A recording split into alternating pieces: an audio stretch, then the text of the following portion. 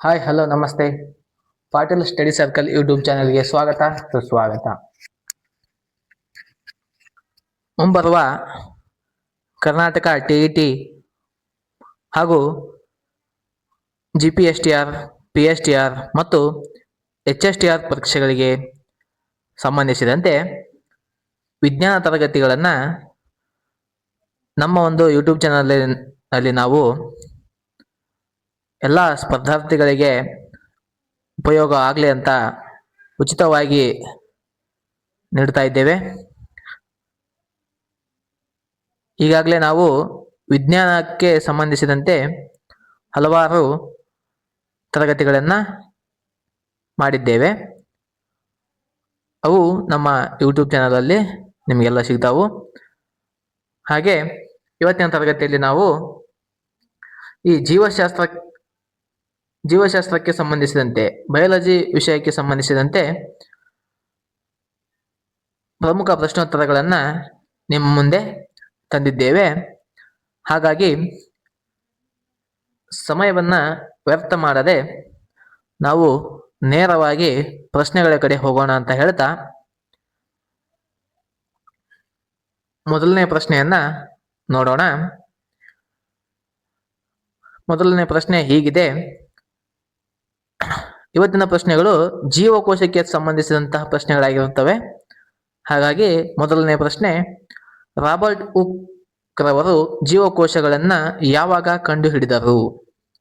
ನೋಡ್ರಿ, Robert Hooke ರವರು ಜೀವಕೋಶಗಳನ್ನ ಯಾವಾಗ ಕಂಡುಹಿಡಿದರು? ಆಪ್ಷನ್ಸ್ ನೋಡ್ರಿ.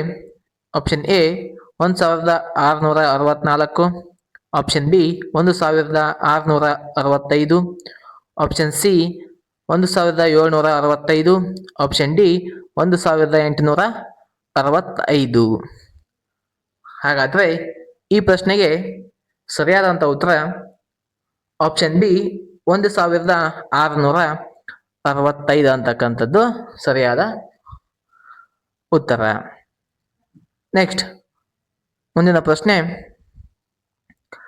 ರಾಬರ್ಟ್ ಹುಕ್ ರವರು ಜೀವಕೋಶಗಳನ್ನ ಯಾವುದರಲ್ಲಿ ಗಮನಿಸಿದರು?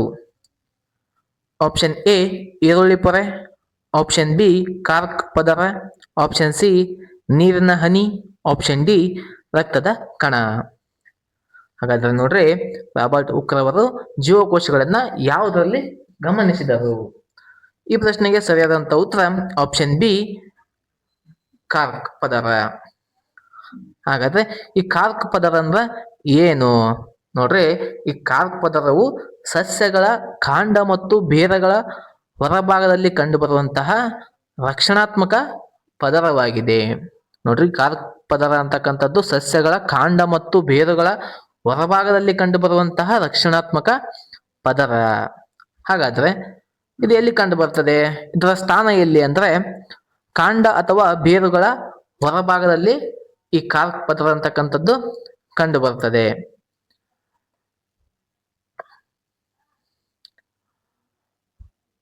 ನೆಕ್ಸ್ಟ್, ಇದರ ರಚನೆ, ಕಾರ್ಕ್ ಪದರದ ಕೋಶವು ಮೃತ ಕೋಶಗಳು ಆಗಿದ್ದು ಅವುಗಳಲ್ಲಿ ಸಬ್ಬರಿನ್ ಎಂಬ ಪದಾರ್ಥ ಇರುತ್ತದೆ. ನೋಡ್ರಿ, ಕಾರ್ಕ್ ಪದರದ ಕೋಶಗಳು ಇವು ಮೃತ ಕೋಶಗಳು, ಅವುಗಳಲ್ಲಿ ಸಬ್ಬರಿನ್ ಅಂತಕ್ಕಂಥ ಒಂದು ಪದಾರ್ಥ ಇರುತ್ತದೆ.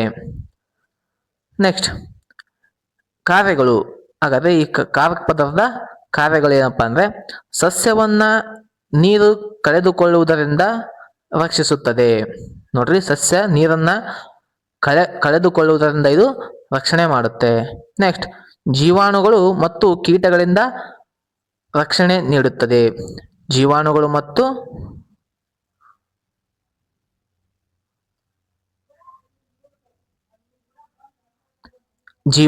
ಮತ್ತು ಕೀಟಗಳ ರಕ್ಷಣೆ ನೀಡುತ್ತದೆ. ನೆಕ್ಸ್ಟ್, ಸಸ್ಯದ ಒಳಗಿನ ಭಾಗವನ್ನ ಹೊರಗಿನ ಹಾನಿಯಿಂದ ಕಾಪಾಡುತ್ತದೆ. ನೋಡ್ರಿ, ಸಸ್ಯದ ಒಳಗಿನ ಭಾಗವನ್ನ ಇದು ಹೊರಗಿನ ಹಾನಿಯಿಂದ ಕಾಪಾಡುತ್ತದೆ. ನೆಕ್ಸ್ಟ್, ಇದು ಕಾರ್ಕ್ ಕ್ಯಾಂಬಿಯಂ ಎಂಬ ಕಣಜದಿಂದ ನಿರ್ಮಾಣವಾಗುತ್ತದೆ. ನೋಡ್ರಿ, ಕಾರ್ಕ್ ಪದರ ಅಂತಕ್ಕಂಥದ್ದು ಕಾರ್ಕ್ ಕ್ಯಾಂಬಿಯಂ ಎಂಬ ಕಣಜದಿಂದ ಉಂಟಾಗುತ್ತದೆ. ನೆಕ್ಸ್ಟ್ ನೋಡ್ರಿ, ಇಲ್ಲಿ ನೋಡ್ರಿ, ಇದೇನು ಒಂದು ಮರದ ದಿಣ್ಣೆ. ಇಲ್ಲಿ ಕಾರ್ಕ್ ಪದರ ಎಲ್ಲಿದೆ ನೋಡ್ರಿ, ಸಸ್ಯಗಳ ಬೇರು ಮತ್ತು ಕಾಂಡಗಳ ಹೊರಭಾಗದಲ್ಲಿ ಅಂತ ಹೇಳಿದ್ದೆ. ಹಾಗಾಗಿ ನೋಡ್ರಿ, ಇದು ಕಾರ್ಕ್ ಪದರ ಅಂತ ಕರಿತೀವಿ ಇದನ್ನ. ಉದಾಹರಣೆ ನೋಡ್ರಿ, ಮರದ ಬೆರಡು ಬಾರ್ಕ್ ಭಾಗದಲ್ಲಿ ಕಾರ್ಕ್ ಪದರ ಕಂಡು ಬರುತ್ತವೆ. ನಾವು ಆಡು ಭಾಷೆಯಲ್ಲಿ ಮರದ ತೊಗಟೆ ಅಂತ ಏನು ಕರಿತೀವಿಲ್ಲ, ಅದೇನು ಕಾರ್ಕ್ ಪದರ. ಸರಳವಾಗಿ ಹೇಳುವುದಾದರೆ ಕಾರ್ಕ್ ಪದರವು ಸಸ್ಯದ ಹೊರಭಾಗದಲ್ಲಿರುವ ರಕ್ಷಣಾತ್ಮಕ ಮೃತ ಕೋಶಗಳ ಪದರವಾಗಿದೆ. ನೋಡ್ರಿ, ಕಾರ್ಕ್ ಪದರ ಸಸ್ಯದ ಹೊರಭಾಗದಲ್ಲಿರ್ತಕ್ಕಂಥ ರಕ್ಷಣಾತ್ಮಕ ಮೃತ ಕೋಶಗಳ ಪದರವಾಗಿದೆ. ನೆಕ್ಸ್ಟ್, ಮುಂದಿನ ಪ್ರಶ್ನೆ, ಸೆಲ್ ಎಂಬ ಪದದ ಅರ್ಥವೇನು?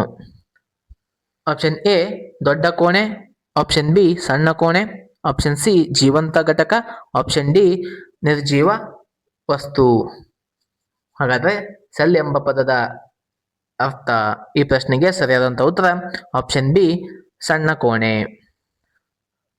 ನೆಕ್ಸ್ಟ್, ಮುಂದಿನ ಪ್ರಶ್ನೆ, ಯಾರು ಉತ್ತಮಪಡಿಸಿದ ಸೂಕ್ಷ್ಮದರ್ಶಕದ ಸಹಾಯದಿಂದ ಸ್ವತಂತ್ರವಾಗಿ ಜೀವಿಸುವ ಜೀವಕೋಶಗಳನ್ನು ಕಂಡುಹಿಡಿದರು? ಹಾಗಾದ್ರೆ ನೋಡ್ರಿ, ಈ ಪ್ರಶ್ನೆಗೆ ಆಪ್ಷನ್ಸ್ ನೋಡ್ರಿ, ರಾಬರ್ಟ್ ಹುಕ್, ಲಿವೆನ್ ಹಾಕ್, Robert Brown, option D Purkinje. ಹಾಗಾದ್ರೆ ಯಾರು ಉತ್ತಮಪಡಿಸಿದ ಸೂಕ್ಷ್ಮದರ್ಶಕದ ಸಹಾಯದಿಂದ ಸ್ವತಂತ್ರವಾಗಿ ಜೀವಿಸುವ ಜೀವಕೋಶಗಳನ್ನು ಕಂಡುಹಿಡಿದರು? ಈ ಪ್ರಶ್ನೆಗೆ ಸರಿಯಾದಂಥ ಉತ್ತರ ಆಪ್ಷನ್ ಬಿ ಲಿವೆನ್ ಹಾಕ್. ಲಿವೆನ್ ಹಾಕ್ ರವರು ಉತ್ತಮಪಡಿಸಿದ ಸೂಕ್ಷ್ಮದರ್ಶಕದ ಸಹಾಯದಿಂದ ನಾವು ಸ್ವತಂತ್ರವಾಗಿ ಜೀವಿಸುವ ಜೀವಕೋಶಗಳನ್ನು ಕಂಡುಹಿಡಿದರು. ನೋಡ್ರಿ, ಇದು ಒಂದು ಲಿವೆನ್ ಹಾಕ್ ಅವರು ಉತ್ತಮಪಡಿಸಿದ ಮೈಕ್ರೋಸ್ಕೋಪ್. ಹಾಗಾದ್ರೆ ನಾವು ಲಿವೆನ್ ಹಾಕ್ ಅವರನ್ನ ಫಾದರ್ ಆಫ್ ಮೈಕ್ರೋಬಯಾಲಜಿ ಅಂತ ಕರಿತೀವಿ.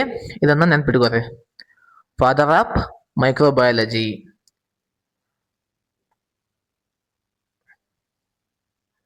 ಫಾದರ್ ಆಫ್ ಮೈಕ್ರೋಬಯಾಲಜಿ ಯಾರು? Leeuwenhoek.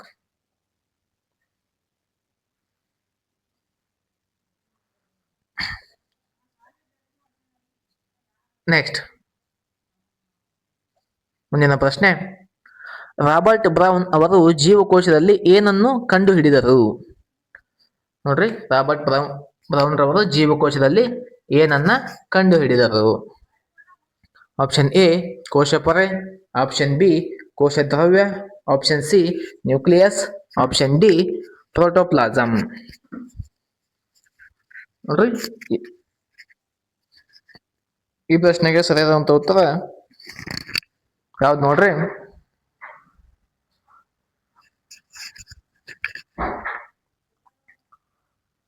Option C nucleus ಅಂತಕ್ಕಂಥದ್ದು ಈ ಪ್ರಶ್ನೆಗೆ ಸರಿಯಾದಂತ ಉತ್ತರ. ಹಾಗಾದ್ರೆ ಈ ನ್ಯೂಕ್ಲಿಯಸ್ ಅನ್ನ ರಾಬರ್ಟ್ ಬ್ರೌನ್ ರವರು 1831ರಲ್ಲಿ ಕಂಡುಹಿಡಿದರು. ಈ ನ್ಯೂಕ್ಲಿಯಸ್ ಜೀವಕೋಶದ ಅತ್ಯಂತ ಪ್ರಮುಖ ಭಾಗವಾಗಿದ್ದು ಇದನ್ನು ಜೀವಕೋಶದ ನಿಯಂತ್ರಣ ಕೇಂದ್ರ, control centre of the cell ಎಂದು ಕರೆಯಲಾಗುತ್ತದೆ. ನೋಡ್ರಿ, ನ್ಯೂಕ್ಲಿಯಸ್ ಅನ್ನ ಜೀವಕೋಶದ ಅತ್ಯಂತ ಪ್ರಮುಖ ಭಾಗವಾಗಿದ್ದು ಇದನ್ನು ನಾವು ಕೋಶದ ನಿಯಂತ್ರಣ ಕೇಂದ್ರ ಅಂತ ಕರಿತೀವಿ. ನೆಕ್ಸ್ಟ್, ಜೀವಕೋಶದೊಳಗೆ ಇರುವ ಮತ್ತು ಕೋಶದ ಎಲ್ಲಾ ಕ್ರಿಯೆಗಳನ್ನು ನಿಯಂತ್ರಿಸುವ ಭಾಗವನ್ನು ನಾವು ನ್ಯೂಕ್ಲಿಯಸ್ ಅಂತ ಕರೆಯುತ್ತೇವೆ.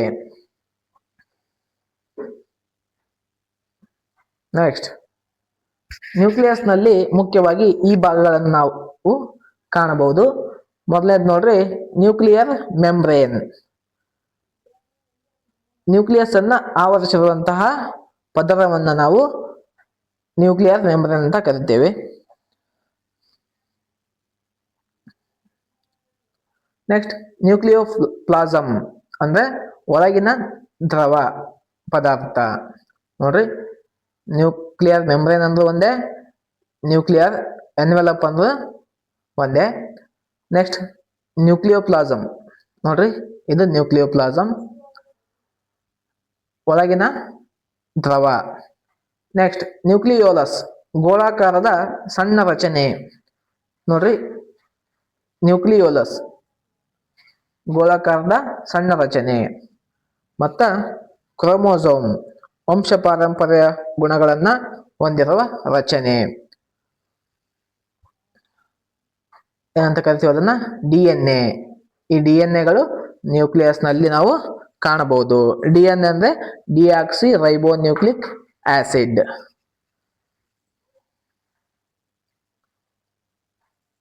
ನೆಕ್ಸ್ಟ್ ನೋಡ್ರಿ, ಈ ನ್ಯೂಕ್ಲಿಯಸ್ ನ ಕಾರ್ಯಗಳು: ಕೋಶದ ಎಲ್ಲಾ ಕ್ರಿಯೆಗಳನ್ನ ನಿಯಂತ್ರಿಸುತ್ತದೆ, ವಂಶ ಪಾರಂಪರ್ಯ ಮಾಹಿತಿಯನ್ನ ಸಂಗ್ರಹಿಸುತ್ತದೆ ಮತ್ತು ಕೋಶ ವಿಭಜನೆಗೆ ಸಹಾಯ ಮಾಡುತ್ತದೆ, ಪ್ರೋಟೀನ್ ನಿರ್ಮಾಣದಲ್ಲಿ ಪಾತ್ರವನ್ನ ವಹಿಸುತ್ತದೆ.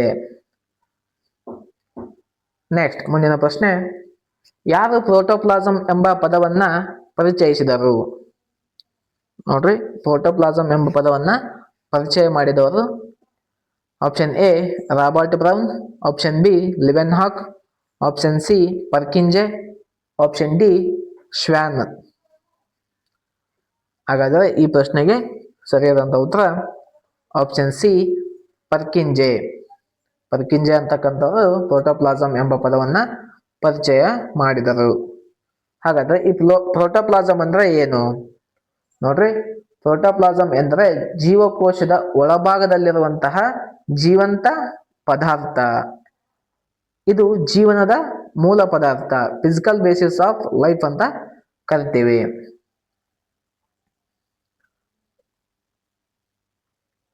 ಜೀವಕೋಶದ ಕೋಶ ಪೊರೆ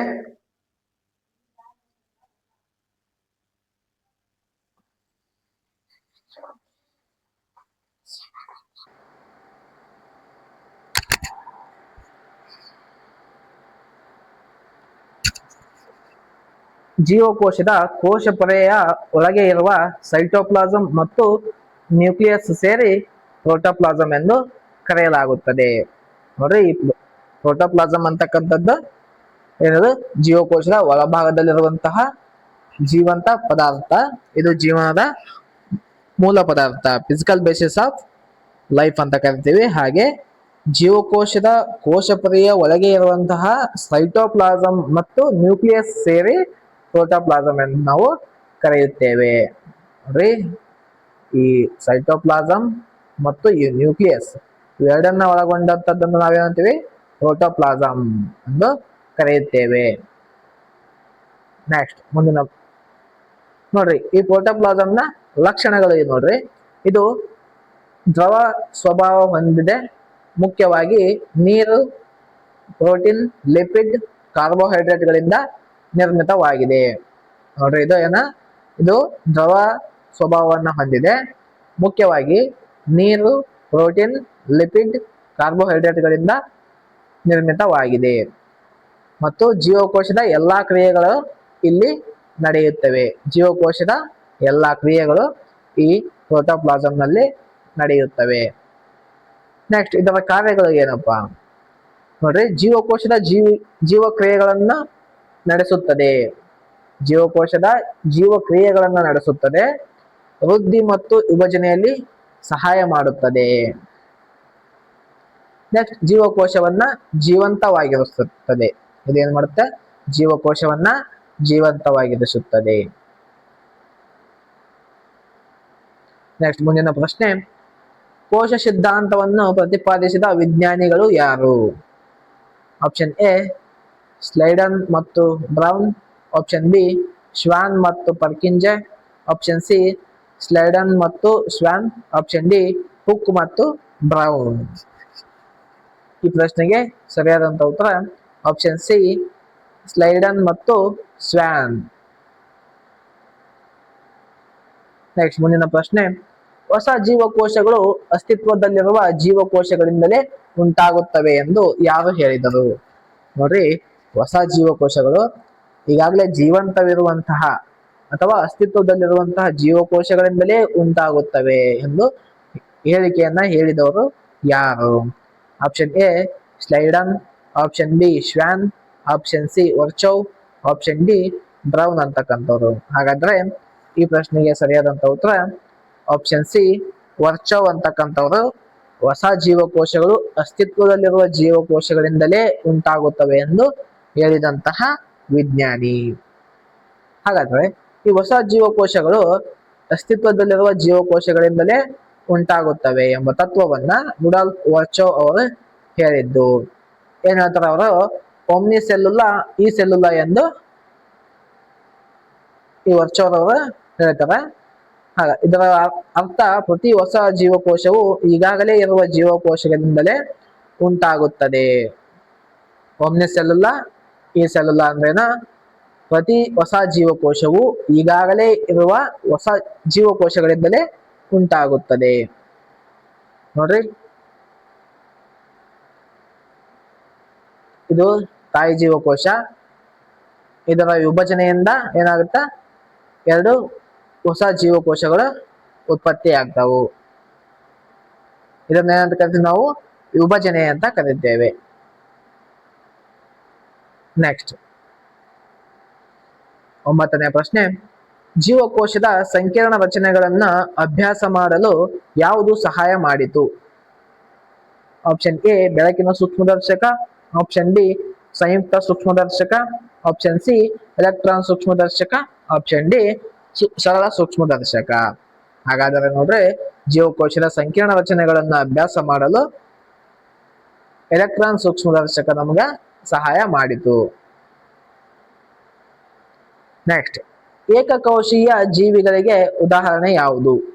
ಅಂದ್ರೆ ಏಕಕೋಶಿ ಜೀವಿಗಳಿಗೆ ಉದಾಹರಣೆ ಆಪ್ಷನ್ ಎ ಸಸ್ಯಗಳು, ಆಪ್ಷನ್ ಬಿ ಪ್ರಾಣಿಗಳು, option C amoeba, option D ಶಿಲೀಂಧ್ರಗಳು.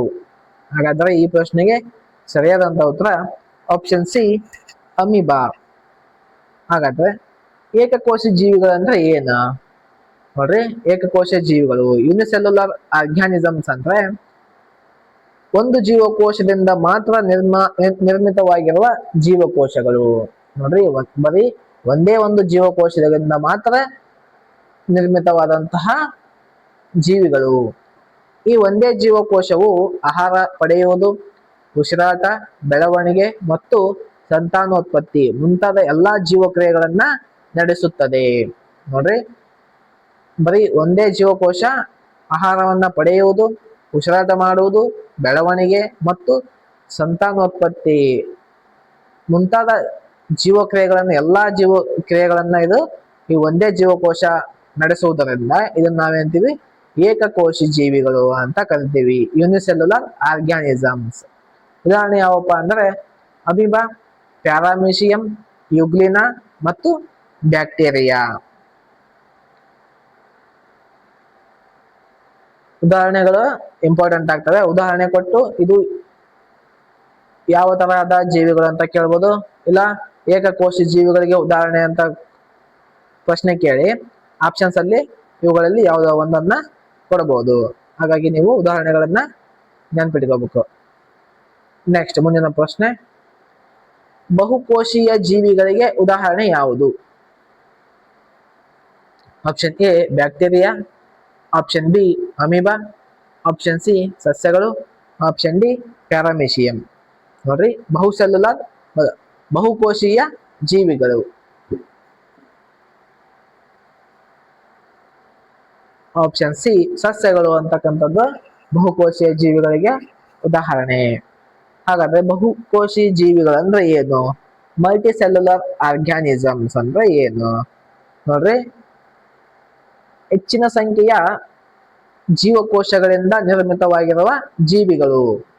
ನೋಡ್ರಿ, ಎರಡು ಅಥವಾ ಎರಡಕ್ಕಿಂತ ಹೆಚ್ಚಿನ ಸಂಖ್ಯೆಯ ಜೀವಕೋಶಗಳಿಂದ ನಿರ್ಮಿತವಾಗಿರುವಂತಹ ಜೀವಿಗಳನ್ನ ನಾವೇನಂತೀವಿ, ಬಹುಕೋಶಿ ಜೀವಿಗಳು, ಮಲ್ಟಿ ಸೆಲ್ಯುಲರ್ ಆರ್ಗ್ಯಾನಿಸಮ್ಸ್ ಅಂತ ಕರಿತೀವಿ.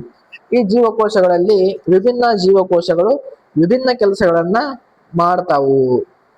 ನೋಡ್ರಿ, ಏಕಕೋಶಿ ಜೀವಿಗಳಲ್ಲಿ ಒಂದೇ ಜೀವಕೋಶ ಎಲ್ಲಾ ಕೆಲಸಗಳನ್ನ ಮಾಡ್ತದೆ. ಆದರೆ ಬಹುಕೋಶಿ ಜೀವಿಗಳಲ್ಲಿ ವಿಭಿನ್ನ ಜೀವಕೋಶಗಳು ವಿಭಿನ್ನ ಕೆಲಸಗಳನ್ನ ಮಾಡ್ತಾವು. ಹಾಗಾದ್ರೆ ಉದಾಹರಣೆಗೆ ಮಾನವ ಮತ್ತು ನಾಯಿ, ಆಕಳು ಮತ್ತು ಮ್ಯಾಂಗೋ ಟ್ರೀ ಇವೇನು ಬಹುಕೋಶಿ ಜೀವಿಗಳಿಗೆ ಉದಾಹರಣೆಗಳು. ನೆಕ್ಸ್ಟ್ ಮುಂದಿನ ಪ್ರಶ್ನೆ, ಜೀವಕೋಶಗಳು ಹೇಗೆ ಉಂಟಾಗುತ್ತವೆ? ನೋಡ್ರಿ, ಜೀವಕೋಶಗಳು ಹೇಗೆ ಉಂಟಾಕವು? ಆಪ್ಷನ್ ಎ ಸ್ವಯಂ ಉತ್ಪತ್ತಿ, ಆಪ್ಷನ್ ಬಿ ರಾಸಾಯನಿಕ ಕ್ರಿಯೆ, ಆಪ್ಷನ್ ಸಿ ವಿಭಜನೆ, ಆಪ್ಷನ್ ಡಿ ಜೋಡಣೆ. ಹಾಗಾದ್ರೆ ಈ ಪ್ರಶ್ನೆಗೆ ಸರಿಯಾದಂತ ಉತ್ತರ ಆಪ್ಷನ್ ಸಿ ವಿಭಜನೆ. ಜೀವಕೋಶಗಳು ವಿಭಜನೆಯಿಂದ ಉಂಟಾಗ್ತವು. ಹಾಗಾದ್ರೆ ವಿಭಜನೆ ಅಂದ್ರೆ ಏನು? Cell division.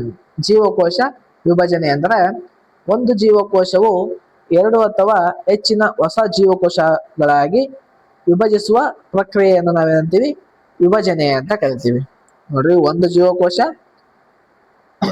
ಎರಡು ಅಥವಾ ಎರಡಕ್ಕಿಂತ ಹೆಚ್ಚು ಹೊಸ ಜೀವಕೋಶಗಳಾಗಿ, ನೋಡ್ರಿ ಇದು ಒಂದು ಜೀವಕೋಶ, ಇದರ ವಿಭಜನೆಯಿಂದ ಮತ್ತೊಂದು ಎರಡಾಗ್ಬೋದು, ಇಲ್ಲ ಎರಡಕ್ಕಿಂತ ಹೆಚ್ಚು ಜೀವಕೋಶಗಳು ಆಗ್ಬೋದು. ಇದನ್ನ ನಾವೇಂತೀವಿ? ವಿಭಜನೆ ಅಂತ ಕರಿತೀವಿ. ನೋಡ್ರಿ, ಜೀವಕೋಶ ವಿಭಜನೆಯ ಪ್ರಕಾರಗಳು ಮೈಟೋಸಿಸ್ ಮತ್ತು ಮಿಯೋಸಿಸ್ ಅಂತಕ್ಕಂಥದ್ದು ಸೆಲ್ ಡಿವಿಷನ್ ನ ಟೈಪ್ಸ್. ಹಾಗಾದ್ರೆ ಮೈಟೋಸಿಸ್ ಅಂದ್ರೆ ಏನು? ಒಂದು ಜೀವಕೋಶವು ಎರಡು ಸಮಾನ ಜೀವಕೋಶಗಳಾಗಿ ವಿಭಜಿಸುತ್ತವೆ. ಒಂದು ಜೀವಕೋಶ ಎರಡು ಸಮಾನ ಜೀವಕೋಶಗಳಾಗಿ ವಿಭಜಿಸುತ್ತದೆ. ದೇಹದ ಬೆಳವಣಿಗೆ ಮತ್ತು ಗಾಯ ಗುಣವಾಗಲು ಸಹಾಯ ಮಾಡುತ್ತದೆ. ನೋಡ್ರಿ, ಈ ಮೈಟೋಸಿಸ್ ಆಗೋದ್ರಿಂದ ದೇಹದ ಬೆಳವಣಿಗೆ ಆಗ್ತದೆ ಮತ್ತು ಗಾಯ ಗುಣವಾಗಲು ಸಹಾಯ ಮಾಡುತ್ತದೆ. Next meiosis. ಮಿಯೋಸಿಸ್ ಒಂದು ಜೀವಕೋಶವು 4 ಹೊಸ ಜೀವಕೋಶಗಳನ್ನ ಉತ್ಪತ್ತಿ ಮಾಡುತ್ತದೆ. ನೋಡ್ರಿ, ಮಿಯೋಸಿಸ್ ಅಂತಕ್ಕಂಥದ್ದು 4 ಹೊಸ ಜೀವಕೋಶಗಳನ್ನು ಉತ್ಪತ್ತಿ ಮಾಡುತ್ತದೆ. ಕ್ರೋಮೋಸೋಮ್ ಸಂಖ್ಯೆ ಅರ್ಧವಾಗುತ್ತದೆ. ಲೈಂಗಿಕ ಪ್ರಜನನಕ್ಕೆ ಅಗತ್ಯವಾಗಿದೆ. ನೆಕ್ಸ್ಟ್, ಈರುಳ್ಳಿ ಪೊರೆಯ ಜೀವಕೋಶಗಳನ್ನ ವೀಕ್ಷಿಸಲು ಏನು ಬಳಸಲಾಗುತ್ತದೆ? ನೋಡ್ರಿ, ಇಲ್ಲಿ ಕಾಣ್ತಕ್ಕಂಥದ್ದು ಈರುಳ್ಳಿ ಪೊರೆಯ, ಇದು ಈರುಳ್ಳಿ ಪೊರೆ. ಇದನ್ನ ನಾವು ಸೂಕ್ಷ್ಮದರ್ಶಕದಲ್ಲಿ ನೋಡಿದಾಗ ಈ ರೀತಿಯಾಗಿ ನಾವು ಕಾಣಬಹುದು. ಆಪ್ಷನ್ ಎ ಎಲೆಗಳ ರಸ, ಆಪ್ಷನ್ ಬಿ ಬೇರಿನ ರಸ, ಆಪ್ಷನ್ ಸಿ ತೆಳು ಪೊರೆ, ಆಪ್ಷನ್ ಡಿ ದಪ್ಪ ಪೊರೆ, ದಪ್ಪ ಸಿಪ್ಪೆ. ನೋಡ್ರಿ, ಈರುಳ್ಳಿ ಪೊರೆಯ ಜೀವಕೋಶಗಳನ್ನ ವೀಕ್ಷಿಸಲು ತೆಳು ಪೊರೆಯನ್ನ ನಾವು ತೆಗೆದುಕೊಳ್ಬೇಕಾಗ್ತದೆ. ಆ ತೆಳುವಾದ ಪೊರೆಯನ್ನು ನಾವು ಸೂಕ್ಷ್ಮದರ್ಶಕದಡಿಯಲ್ಲಿ ಇಟ್ಟು ನೋಡಿದಾಗ ನಮಗೆ ಈ ತರವಾದಂತಹ ವೀಕ್ಷಣೆ ನಾವು ಕಾಣಬಹುದು.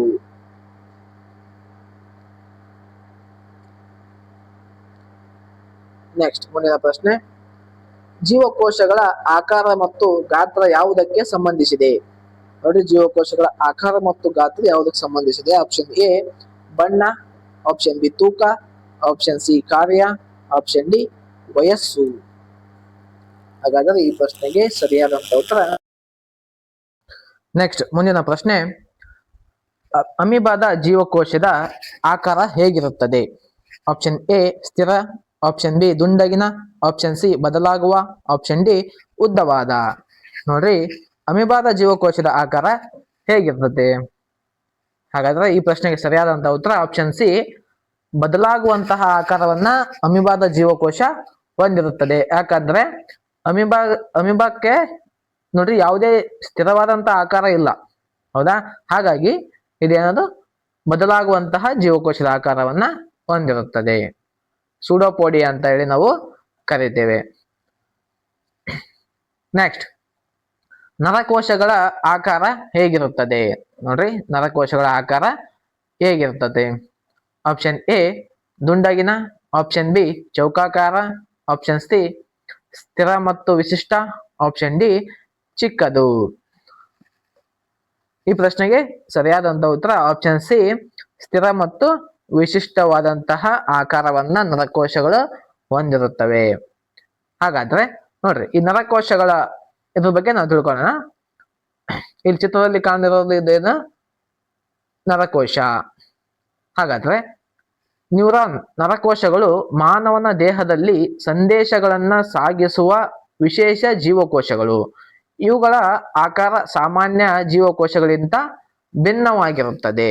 ನೋಡ್ರಿ, ನ್ಯೂರಾನ್ಸ್ ನಮ್ಮ ಮಾನವನ ದೇಹದಲ್ಲಿ ಸಂದೇಶಗಳನ್ನ ಸಾಗಿಸುವಂತಹ ವಿಶೇಷ ಜೀವಕೋಶಗಳು ಏನ್ ಕೆಲಸ ಮಾಡ್ತಾವು? ಸಂದೇಶಗಳನ್ನ ರವಾನೆ ಮಾಡೋದು ಈ ಜೀವಕೋಶಗಳ ನರಕೋಶಗಳ ಕಾರ್ಯ. ಇವುಗಳ ಆಕಾರ ಸಾಮಾನ್ಯ ಜೀವಿಗಳಿಗಿಂತ ಭಿನ್ನವಾಗಿರುತ್ತದೆ. ಎಲ್ಲಾ ಜೀವಕೋಶಗಳಿಗೆ ಹೋಲಿಸಿದರೆ ಇದರ ಒಂದು ಆಕಾರ ಡಿಫರೆಂಟ್ ಆಗಿರುತ್ತದೆ. ನೆಕ್ಸ್ಟ್, ನರಕೋಶದ ಮುಖ್ಯ ಭಾಗಗಳು. ನರಕೋಶದ ಮುಖ್ಯ ಭಾಗಗಳು ಯಾವಪ್ಪ ಅಂದ್ರೆ, ಮೊದಲನೇದು ಡೆಂಡ್ರೈಟ್ ಅಂತಕ್ಕಂಥದ್ದು. ನೋಡ್ರಿ, ಈ ಚಿತ್ರದಲ್ಲಿ ಕಾಣ್ತಿದೆ ನಿಮ್ಗೆ, ಇಲ್ಲಿ ಕಾಣ್ತಿರೋದು ಡೆಂಡ್ರೈಟ್. ನೋಡ್ರಿ, ಈ ಡೆಂಡ್ರೈಟ್ ಅಂತಕ್ಕಂಥದ್ದು ಏನ್ ಮಾಡುತ್ತಪ್ಪ ಅಂತಂದ್ರೆ ಸಂದೇಶಗಳನ್ನ ಸ್ವೀಕಾರ ಮಾಡುತ್ತ. ಬೇರೆ ಜೀವಕೋಶಗಳಿಂದ ಬಂದಂತಹ ಸಂದೇಶವನ್ನ ಇದು ಸ್ವೀಕಾರ ಮಾಡ್ತದೆ. ನೆಕ್ಸ್ಟ್, ಸೆಲ್ ಬಾಡಿ ಅಥವಾ ಸೋಮ ಅಂತ ಏನ್ ಹೇಳ್ಕರಿತೀವಿ ನಾವು, ಇದರ ಕೋಶದ ಮುಖ್ಯ ಭಾಗ. ನರಕೋಶಗಳ ಮುಖ್ಯ ಭಾಗ ಯಾವ್ದಪ್ಪ ಅಂದ್ರೆ ಸೋಮ ಅಥವಾ cell body. Next, nucleus. Nucleus ಅಂತಕ್ಕಂಥದ್ದೇನು? ನಿಯಂತ್ರಣ ಕೇಂದ್ರ. ಜೀವಕೋಶದ ನಿಯಂತ್ರಣ ಕೇಂದ್ರ ಯಾವುದು? ನ್ಯೂಕ್ಲಿಯಸ್. ಹಾಗಾಗಿ ನರಕೋಶದ ನಿಯಂತ್ರಣ ಕೇಂದ್ರ ಕೂಡ ನ್ಯೂಕ್ಲಿಯಸ್. ನೆಕ್ಸ್ಟ್, ಆಕ್ಸಾನ್ ಅಂತಕ್ಕಂಥದ್ದು. ಆಕ್ಸಾನ್ ಉದ್ದವಾದ ಭಾಗ ಸಂದೇಶವನ್ನ ಸಾಗಿಸುತ್ತದೆ. ನೋಡ್ರಿ, ಡೆಂಡ್ರೈಟ್ ಗಳಿಂದ ಸ್ವೀಕಾರ ಮಾಡಿದಂತಹ ಸಂದೇಶಗಳನ್ನ ಆಕ್ಸಾನ್ ಮೂಲಕ ಸಂದೇಶವನ್ನ ಸಾಗಿಸುವಂತ ಕೆಲಸವನ್ನ ಈ ಆಕ್ಸಾನ್ ಮಾಡುತ್ತದೆ. ನೆಕ್ಸ್ಟ್, ಆಕ್ಸಾನ್ ಟರ್ಮಿನಲ್ ಮುಂದಿನ ಜೀವಕೋಶಕ್ಕೆ ಸಂದೇಶವನ್ನ ಕಳುಹಿಸುತ್ತದೆ. ನೋಡ್ರಿ, ಈ ಡೆಂಡ್ರೈಟ್ ಏನ್ ಮಾಡುತ್ತೆ? ಸಂದೇಶಗಳನ್ನ ಸ್ವೀಕಾರ ಮಾಡುತ್ತೆ.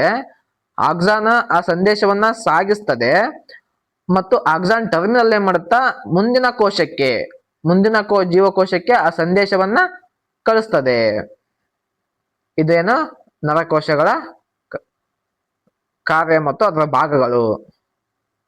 ನೆಕ್ಸ್ಟ್, ಮುಂದಿನ ಪ್ರಶ್ನೆ, ಜೀವಕೋಶದ ಮೂಲ ಕ್ರಿಯೆಗಳನ್ನ ನಿರ್ವಹಿಸುವ ರಚನೆಗಳಾವುವು? ಆಪ್ಷನ್ ಎ ಅಂಗಾಂಗಗಳು, ಆಪ್ಷನ್ ಬಿ ಕಣದಂಗಗಳು, ಆಪ್ಷನ್ ಸಿ ಕೋಶದ್ರವ್ಯ, ಆಪ್ಷನ್ ಡಿ ಕೋಶ ಪೊರೆ. ಹಾಗಾದ್ರೆ ನೋಡಿ, ಜೀವಕೋಶದ ಮೂಲ ಕ್ರಿಯೆಗಳನ್ನ ನಿರ್ವಹಿಸುವಂತಹ ರಚನೆಗಳು ಆಪ್ಷನ್ ಬಿ ಕಣದಂಗಗಳು. ಹಾಗಾದ್ರೆ ಈ ಕಣದಂಗಗಳು ಅಂದ್ರೆ ಏನು? ನೋಡ್ರಿ, ಸೆಲ್ ಆರ್ಗನೆಲ್ಸ್ ಎಂದರೆ ಜೀವಕೋಶದ ಒಳಭಾಗದಲ್ಲಿರುವ ಸಣ್ಣ ರಚನೆಗಳು. ಇವೇನು ಜೀವಕೋಶದಲ್ಲಿರ್ತಕ್ಕಂಥ ಸಣ್ಣ ರಚನೆಗಳು.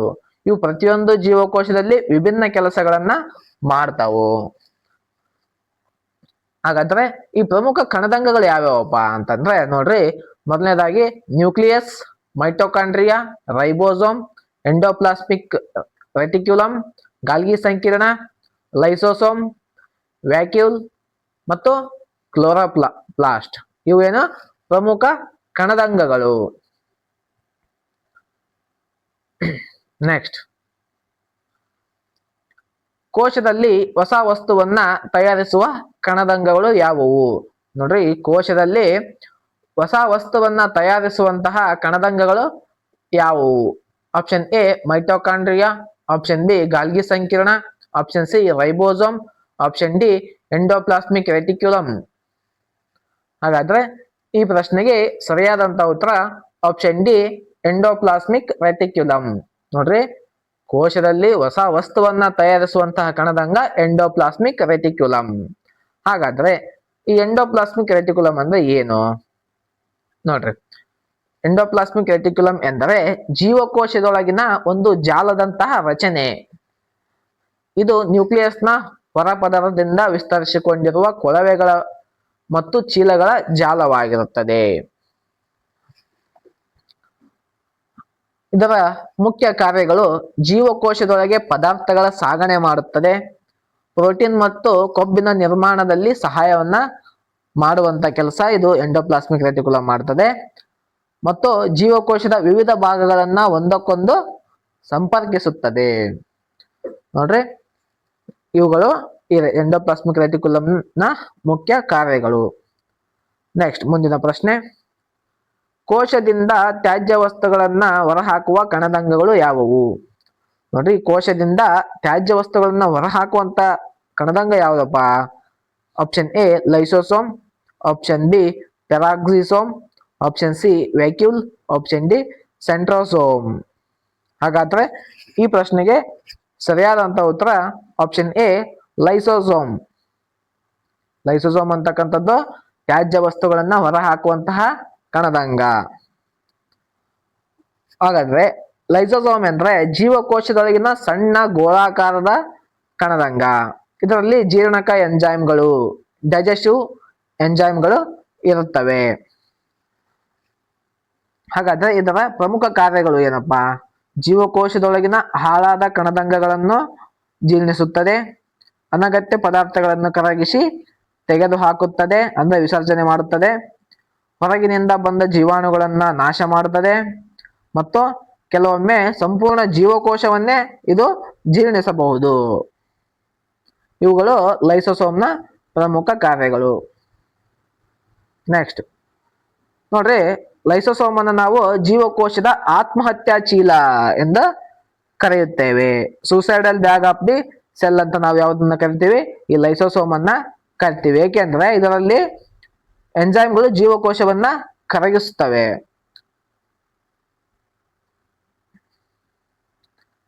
ನೆಕ್ಸ್ಟ್ ಇದು ಇಂಪಾರ್ಟೆಂಟ್ ಆಗುತ್ತೆ ನೋಡ್ರಿ, ಸ್ವಲ್ಪ ನೆನ್ಪಿಟ್ಕೊಳ್ಳಿ ಬಹಳ. ನೆಕ್ಸ್ಟ್, ಜೀವಕೋಶದ ಮೂಲ ಘಟಕ ಯಾವುದು? ಅಂಗಾಂಶ, ಆಪ್ಷನ್ ಬಿ ಕಣದಂಗ, ಆಪ್ಷನ್ ಸಿ ಇಡೀ ಕೋಶ, ಆಪ್ಷನ್ ಡಿ ಕೋಶ ದ್ರವ್ಯ. ಈ ಪ್ರಶ್ನೆಗೆ ಸರಿಯಾದಂತ ಉತ್ತರ ಆಪ್ಷನ್ ಸಿ ಇಡೀ ಕೋಶ. ಜೀವಕೋಶದ ಮೂಲ ಘಟಕ ಇಡೀ ಕೋಶ. ನೆಕ್ಸ್ಟ್, ಓಕೆ, ಇಂದಿನ ತರಗತಿಯಲ್ಲಿ ನಾವು ಸುಮಾರು 20 ಪ್ರಶ್ನೆಗಳನ್ನ ನೋಡಿದ್ದೇವೆ. ಈ ತರಗತಿ ನಿಮಗೆ ಉಪಯುಕ್ತ ಎನಿಸಿದ್ರೆ ಮತ್ತು ಇಷ್ಟವಾಗಿದ್ರೆ ನಮ್ಮ ಚಾನಲ್ ಅನ್ನ ಸಬ್ಸ್ಕ್ರೈಬ್ ಮಾಡಿ, ಹಾಗೆ ನಮ್ಮ ವಿಡಿಯೋನ ಲೈಕ್ ಮಾಡ್ರಿ ಮತ್ತು ನಿಮ್ಮ ಅನಿಸಿಕೆಯನ್ನ ಕಾಮೆಂಟ್ ಮೂಲಕ ತಿಳಿಸಿ ಅಂತ ಹೇಳ್ತಾ, ಮತ್ತು ಮುಂದಿನ ತರಗತಿಯಲ್ಲಿ ಇನ್ನೂ ಹೆಚ್ಚಿನ ಪ್ರಶ್ನೆಗಳೊಂದಿಗೆ ನಿಮ್ಮ ಮುಂದೆ ಬರ್ತೇನೆ ಅಂತ ಹೇಳ್ತಾ ಧನ್ಯವಾದಗಳು.